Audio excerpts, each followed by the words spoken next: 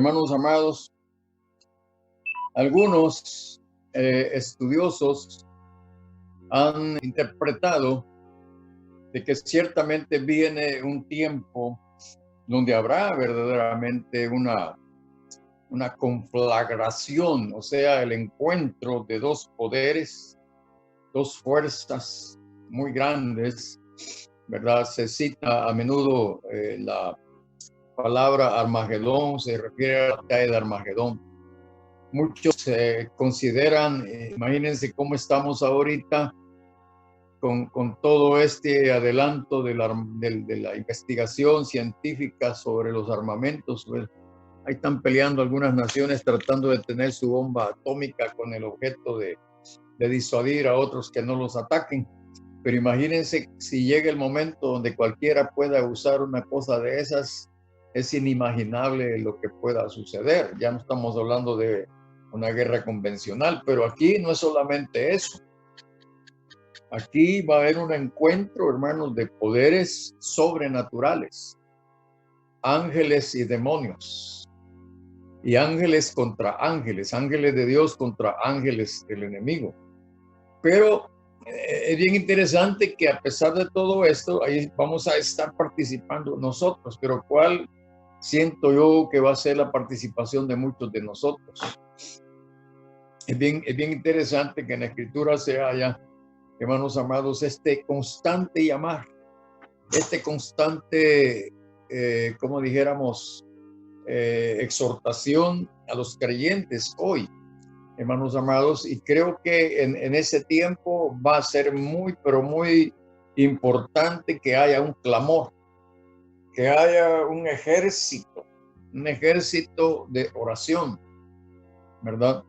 Yo sé, miren, hay muchas organizaciones, inclusive específicas para esto, para la oración.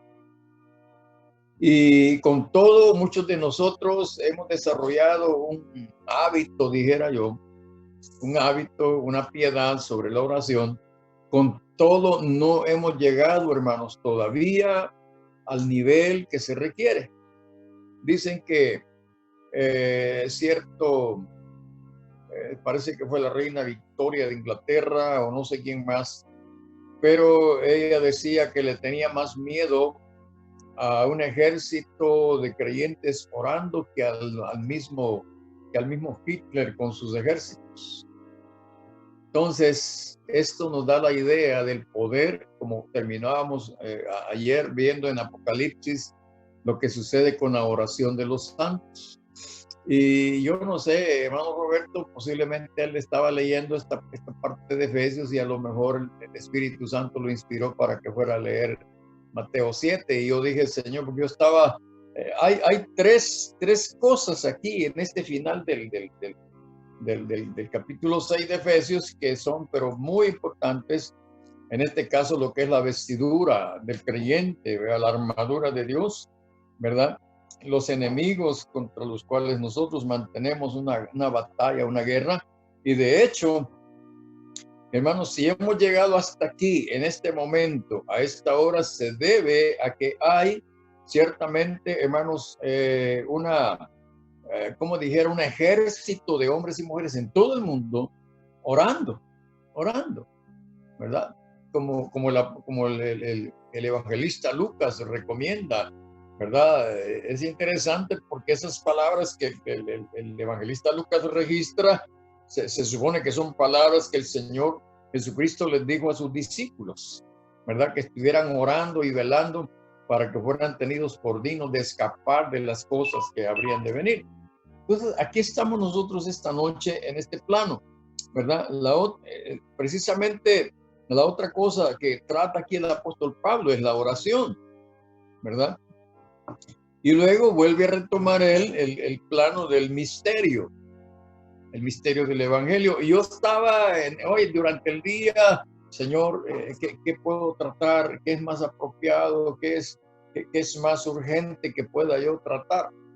Y estaba con aquella cosa y estaba listo aquí para retomar cualquiera de las tres partes, ¿verdad? Pero me siento animado por lo que hermano Roberto compartió con la lectura bíblica, a que veamos esto que el apóstol Pablo habla en el versículo 18 del capítulo 6 de Efesios.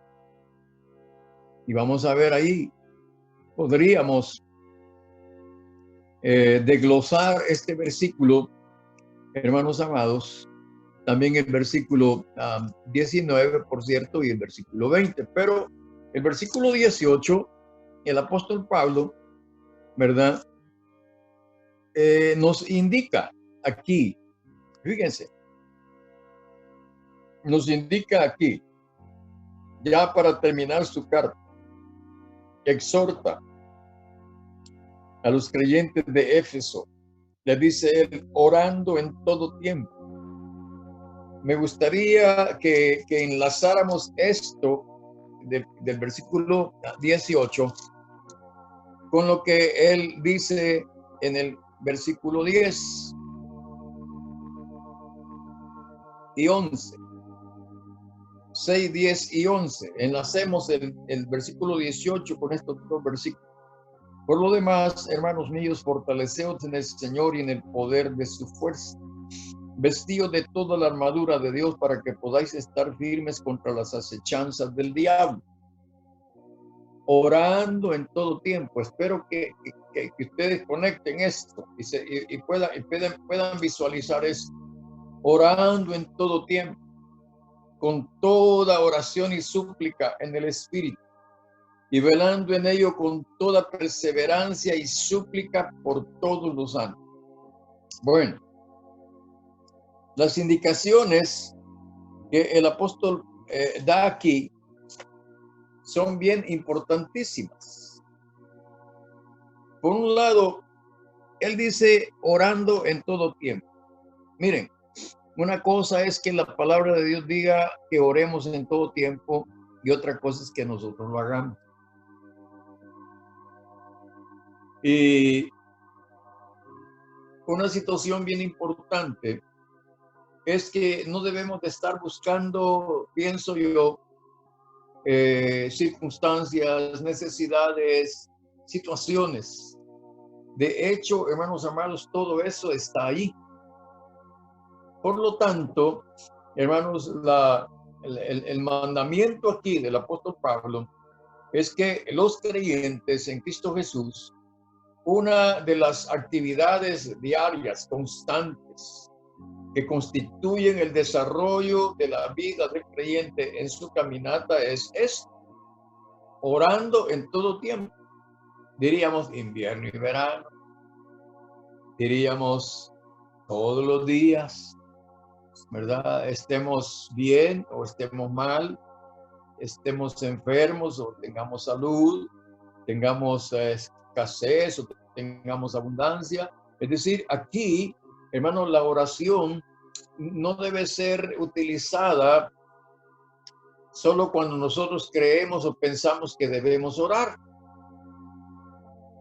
Orando en todo tiempo. Ya se lo dijo él aquí en Primera Tesalonicenses, capítulo 5. Vamos a ir, por favor. Él les dice esto a los tesalonicenses. Y es tan grande, diría yo, aunque solo son 3 palabras, pero dice, orad sin cesar. Pero si ustedes ven el contexto, dice, estad siempre gozosos. Orad sin cesar. Dad gracias en todo porque esta es la voluntad de Dios para con vosotros en Cristo Jesús. Si tomamos este contexto, la voluntad de Dios es que demos gracias. La voluntad de Dios es que estemos orando sin cesar, o sea, sin parar. Y la voluntad de Dios es que estemos siempre gozosos.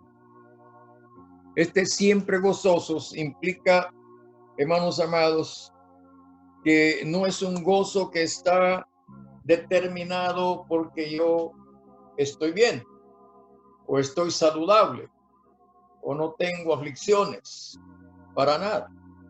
Este estar siempre gozosos principalmente funciona mucho mejor cuando la vida se nos vuelve adversa. Y es, hermano, una bendición poder hacerlo porque eso nos va a evitar males mayores. La oración hecha con gozo es muy importante. Por supuesto que cuando uno ora hay situaciones donde las lágrimas son parte de la oración. Ya vamos a ver. Las lágrimas, el clamor, bueno, hasta los gritos están involucrados en esto, hermanos amados. Pero fíjense, pues, él dice oración y súplica. Oración y súplica, orando en todo tiempo con toda oración. Toda oración involucra, hermanos amados, fíjense bien, que cada circunstancia, por supuesto, determina, que dijera yo, una actitud y una dedicación, pero también una actitud, que dijera, encaminada a ser objetivo. A ser objetivo. ¿Por qué estoy orando? ¿O por qué voy a orar? ¿O por qué tengo que orar? ¿Verdad? Es decir, aquí es donde entra así lo que decía hace un momento, las circunstancias, las situaciones, etcétera. Oramos por salud, oramos por prosperidad, oramos por liberación, etcétera. Pero cada una de las necesidades que tenemos nosotros demanda, hermanos amados, oración específica.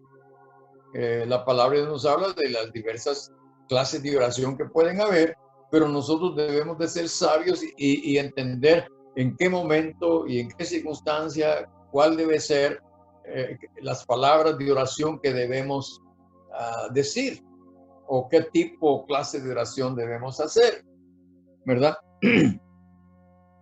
Ahora, aquí hallamos pues esta palabra es bien interesante, hermanos, y noten que el apóstol Pablo aquí lo dice 2 veces, volviendo a Efesios, por favor me acompañan. En este mismo versículo, él usa una palabra 2 veces, es la palabra súplica. Primero dice súplica en el Espíritu, y luego dice súplica por todos los santos. Ahora, ¿qué es esta palabra súplica? Algunos, pues, utilizamos esta palabra súplica y me puse a buscar algunas definiciones y es bien sorprendente porque el diccionario, por ejemplo, dice que súplica es acción y efecto de suplicar. Y espero que ustedes estén bien atentos ahorita, porque esto puede cambiar lo que posiblemente estamos haciendo y que no lo estamos haciendo bien. Pero también súplica, según el diccionario, es memorial o escrito en que se suplica. Memorial o escrito en que se suplica. Es decir, nosotros tenemos un memorial y de acuerdo a ese memorial podemos levantar una súplica. El memorial es las promesas del Señor, por ejemplo. En nuestras oraciones debemos de hacer memoria al Señor. Él no olvida nada, por supuesto.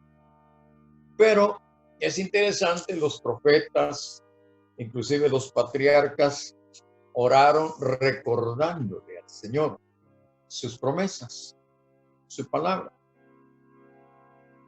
Otra situación que tiene que ver con súplica es la solicitud de una resolución. En este caso, parecido a lo que estaba diciendo hace un momento, solicitud de una resolución. ¿Dónde va esto aquí? El asunto es que hay situaciones en las cuales nosotros hemos recibido palabra, hemos recibido promesa. Imagínense el Señor dándole a Abraham no solamente un juramento, sino una promesa. Nosotros podríamos orar en base a eso, recordándole al Señor que Él ha jurado y ha prometido. Tanto que Hebreos 6 dice que hay 2 cosas imposibles en las cuales es imposible que Dios mienta. Hace una semana tal vez, orando al Señor, me vino a mi mente estas palabras. Dios no miente. Dios no miente. Y el Espíritu avivó eso en mí y comencé a recordarle al Señor, Señor, tú no mientes. Señor, te recuerdo que tú eres veraz. Te recuerdo, Señor, que tú no mientes. Te recuerdo que tú dijiste tal y tal y tal cosa, Señor. Y yo estoy aquí suplicándote que por favor cumplas lo que dijiste. Es una manera, es una forma, y es interesante porque estamos nosotros hablando con Dios basándonos en el marco de la voluntad de Dios. Porque lo que Él ha dicho que va a hacer, lo que ha prometido, está enmarcado dentro de su voluntad, que nos está siendo favorable. Nosotros debemos recurrir a Dios y tocar su corazón.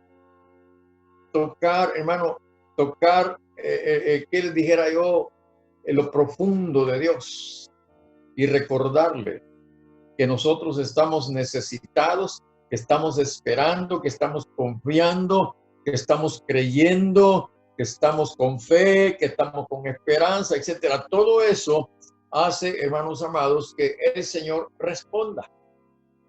Él no está ahí negándose a responder, ni va a tardarse en responder. El asunto que eso a veces se nos complica porque nosotros, hermanos amados, no hacemos las cosas correctamente. Yo recuerdo una vez, ya les he compartido algo que me pasó cuando estaba muchacho, hace ya muchos años.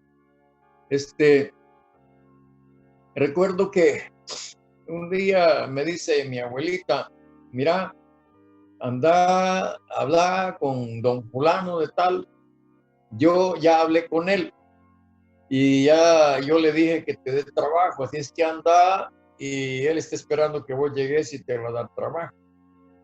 Pues le dije yo, ¿verdad? Y me mañaneé un día lunes, llegué, ¿verdad? Y ya estaban los trabajadores ahí, estaban sacando sus herramientas y yo me metí a la oficina del que me iba a dar el trabajo. De alguna manera ya sabía quién era y cómo se llamaba, ¿verdad? Ya saludé y se me queda viendo y me dice, ve, ¿y vos qué querés? Me dijo. Pues aquí vengo, le dije yo, a ver si me va a dar trabajo o no. Ve dijo. ¿Y vos qué pensás? ¿Vos qué crees? ¿Que porque venís ahí yo estoy obligado a darte trabajo? No, me dijo. Pero bien, solo porque tu mamá ha hablado conmigo, me dijo, yo te voy a dar trabajo y venirme, ya vas a saber lo que significa venir a trabajar conmigo. No, hombre, yo para qué, hermano, mire, es que uno muchacho no repara cómo habla. Y yo sé que hay muchos de nosotros que oramos al Señor de una forma incorrecta en ese sentido. Es increíble. Yo he oído, inclusive antes empleé palabras y como les dijera yo, qué pensamientos, ideas, sentir, y me expresé delante de Dios de una forma incorrecta. Es tremendo, ¿verdad? Entonces aquí lo que debemos ver es que necesitamos acercarnos al Señor recordándole que Él ya ha dado por escrito inclusive muchas resoluciones. Entonces nos acercamos para decirle, Señor, tú inspiraste o le diste al profeta tal y tal cosa. Señor, quisieras por favor cumplir esa resolución a nuestro favor. También otra definición es, dícese de la actitud, y aquí esto es todavía más tremendo, dícese de la actitud, ademán, tono del que suplica. Fíjense, dícese de la actitud, ademán, tono del que suplica. ¿Cómo oró Ana, la madre de Samuel, allá en el tabernáculo? Dice que ella oraba llorando y con amargura de alma. La amargura que ella tenía no era contra Dios. Precisamente su amargura, o sea, su frustración, su oprobio la llevó. Y escuchen, aunque no lo dice, no nos dice exactamente qué estaba o cómo estaba orando, ¿cómo se llama? Ana, pero seguramente ella, porque lo dice más tarde, Señor, tu palabra dice que aún la estéril ha dado a luz 7. Pudiera ser parte de su oración. Tú lo dijiste, Señor, que aún la estéril ha dado a luz 7. Señor, aquí hay una estéril que no tiene ni uno. ¿Podrías tú, Señor, cumplir esa palabra que salió de tu boca, esa resolución que salió de tu boca? ¿Podrías tú cumplirla, Señor, conmigo? ¿Podrías quitar mi oprobio? Y bueno, ustedes conocen el resto de la historia. Y así podemos hallar muchas, pero muchas oraciones hechas por muchos santos en el Antiguo y aún en el Nuevo, hermano, que hicieron ese tipo de oración. Fíjense, otra cosa que hay dentro de esto en cuanto a la súplica es rogar o pedir. Allá, pedid y se os dará. Bueno, Señor, tú me dijiste que te pidiera, así que ahora me tienes que dar. No, espérate. No es así. La palabra súplica implica rogar o pedir con humildad, con una actitud suplicante. Hay otra palabra por ahí, clamor, y es bien interesante esta palabra porque en Hebreos 5:7 se dice del Señor Jesucristo que Él con clamor y con gran clamor y lágrimas, con gran clamor si Jesús hizo eso, con gran clamor y lágrimas, y nosotros oramos así. ¿Qué es clamor en realidad? Bueno, clamor es grito vigoroso. Grito vigoroso. Se dice de Charles Finney, un hombre de Dios de hace muchos años, que él se iba a un bosque a orar, él solo. Y de repente se oían los gritos de ese hombre en medio del bosque. Y los que sabían decían, es que Charles Finney está orando. Qué tremendo, hermano. A una distancia tremenda se oían los clamores. Yo no sé si la gente alcanzaba a distinguir las palabras que decía y no recuerdo haber leído qué oraba, cómo oraba, no sé. Pero ¿qué podemos nosotros hacer en cuanto a un clamor? Clamor vigoroso, grito vigoroso, voz lastimosa. Voz lastimosa. Es tremendo. Y hay una derivado, clamorear, que significa rogar con clamores. Pero hay algo todavía aún más bonito, miren. Clamoreo significa clamor repetido. Pero escuchen, por favor, no hagamos como los gentiles, porque no estamos hablando de otros gentiles, estamos hablando de nosotros. En nosotros puede permitirse esto. Recuerden a la viuda que llegaba delante del juez injusto y dice que esta viuda llegó a llamar la atención del juez injusto y dijo, esta mujer ya me tiene hasta aquí, ¿verdad? Mejor le hago justicia, esta mujer no me la quito de encima. Y le hizo justicia. Esa es la actitud nuestra. Y fíjense que esta palabra clamoreo significa ruego importuno. El Señor Jesucristo habló sobre esto de la oración y habló acerca de un hombre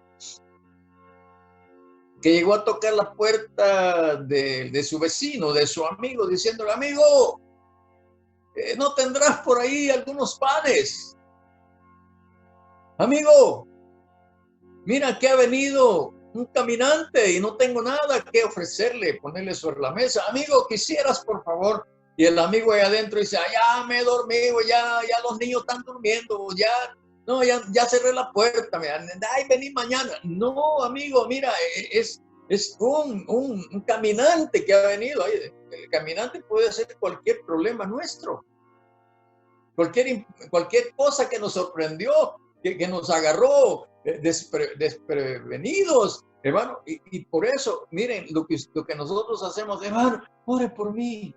Ay, ¿qué le pasa, hermano? Ay, que fíjese que yo estaba bien y de repente me agarró tal y tal cosa.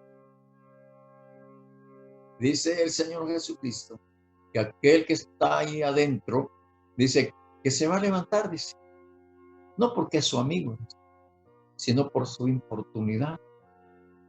Qué tremendo. Aquí, por favor, pensemos bien. El amigo estaba siendo importuno, sí, pero también la necesidad estaba siendo importuna. Agarró a ese hombre sin panes para atender a su visita. No decimos nosotros inoportuno. Es inoportuno. Yo no sé, hombre, cómo cosa le pone, cómo se imagina venir. No, hombre. Hermanos, nosotros tenemos todos los días un montón de situaciones inoportunas. Pero como resulta que a menudo muchos de nosotros no estamos preparados, ¿verdad? Entonces vamos y llevamos nuestra importunidad a alguien que nos ayude, que nos auxilie. Así es la cosa. Pero nosotros tenemos la dicha, la bendición, hermano, de importunar al Señor con nuestras importunidades. Y la bendición es que Dios, hermano, va a probarnos posiblemente. Imagínense ese hombre, quizás dice, ay, bueno, pues ya me di cuenta que vos no me querés ayudar. Da la vuelta, sale el amigo a buscarlo y ya no está.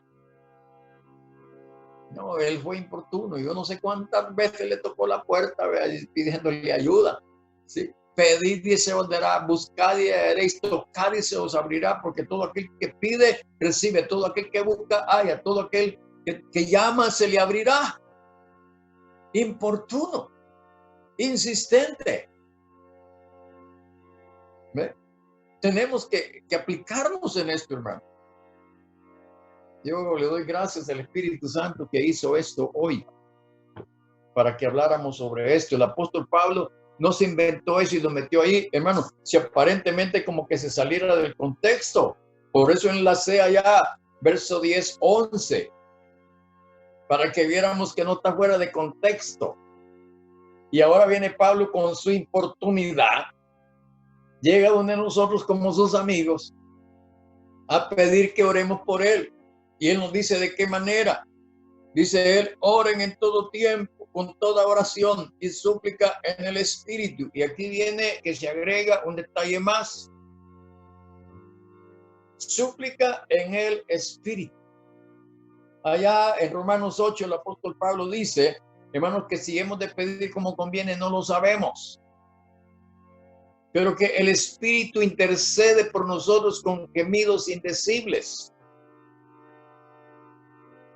Hermanos amados, yo no sé, pero muchos de nosotros, con todo respeto y consideración, lo digo, hermanos, no hemos llegado a ese punto. Debemos llegar y quizás debemos ser apretados, debemos de ser afligidos, debemos de ser, que dijera, probados más fuertemente, quizás para que lleguemos a ese punto.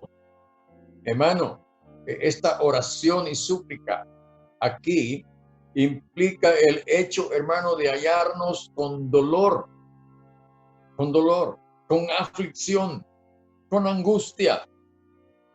Eso es lo que lo mueve a uno a buscar a Dios. Mire, uno puede pasar mucho tiempo sin buscar a Dios, sin ser importuno, hermano, sencillamente porque aparentemente no está la necesidad. Por eso Él dice orando en todo tiempo. Pero cuando la necesidad viene, la necesidad aprieta, entonces nosotros nos acordamos que tenemos una puerta abierta y que vamos a ir a tocarla y seguramente el Señor va a respondernos.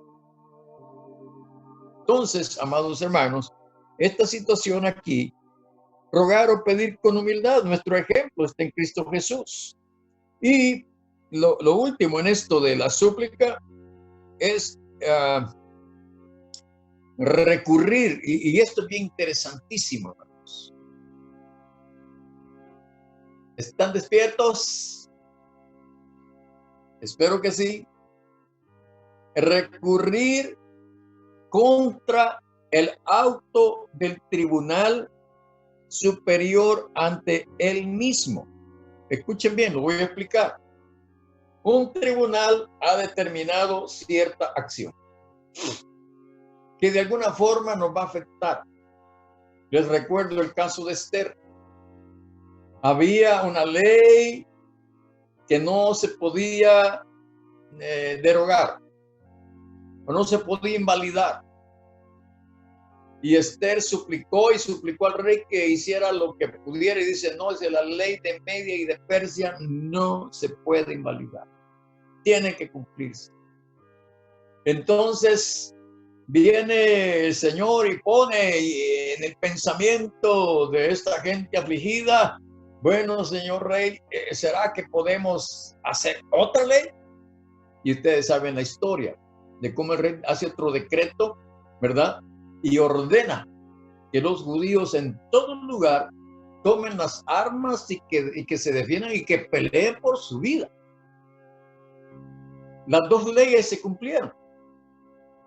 El decreto que había, hermanos, para que los judíos fueran asesinados, se cumplió. Hermanos, mire, murieron muchos judíos y murieron muchos de las naciones en ese tiempo, pero las dos leyes se cumplieron. Ahora nosotros estamos en este punto, hermanos amados, escuchen. ¿Qué debemos hacer? El Señor ha hecho decretos de destrucción, de juicios. El Señor, hermano, ha profetizado cosas terribles que sin duda van a venir. No se pueden invalidar. Por eso el consejo de Lucas, orando en todo tiempo, que seáis tenidos por dignos de escapar de las cosas que han de venir. Hay cosas que van a venir, hermano, y lo único que nos queda es buscar al Señor, ¿verdad? No para invalidar lo que ha sido decretado, porque tiene que cumplirse. Pero vamos y le decimos, Señor, es cierto, tus juicios son justos. Tu ira, tu enojo es razonable, Señor. Como decía Jeremías, Señor, castígame, ¿verdad? Con tu ira, pero no con tu furor, para que no me destruyas. Oraba Jeremías de esa manera. Nosotros igualmente, hermanos, podemos acercarnos al Señor y decirle, Señor, es razonable, es justo que tú estés enviando juicios.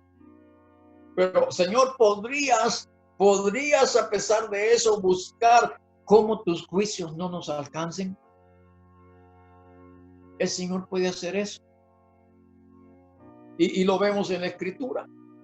Lo que está viniendo sobre los malos, sobre los rebeldes, sobre los desobedientes, sobre los ingratos, sobre los impíos, etcétera, etcétera, etcétera. Cierto, sobre los justos también están cayendo un montón de situaciones tremendas.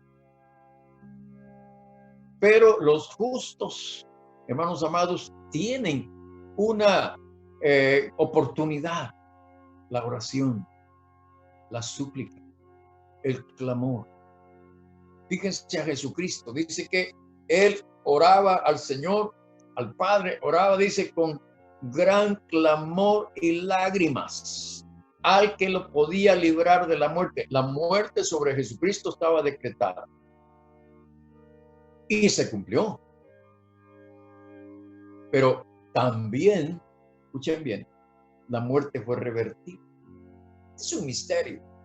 La muerte es decir, la muerte ejecutó, cumplió lo ordenado por el Señor. La paga del pecado es muerte. ¡Pum! Y no me estés rogando otra cosa. Sí, Señor, está bien, pues bueno, está bien. Pero, Señor, también dijiste que podías resucitarnos. Está bien, Señor, vamos a morir, pero confiamos que tú puedes cumplir también esa otra ley. Que los que confían en ti, aunque estén muertos, vivirán. ¿Entienden lo que estoy diciendo? Amén.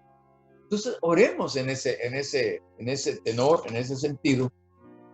Y de veras, dispongámonos para que podamos realmente, hermanos amados, aprovechar bien esto. Miren,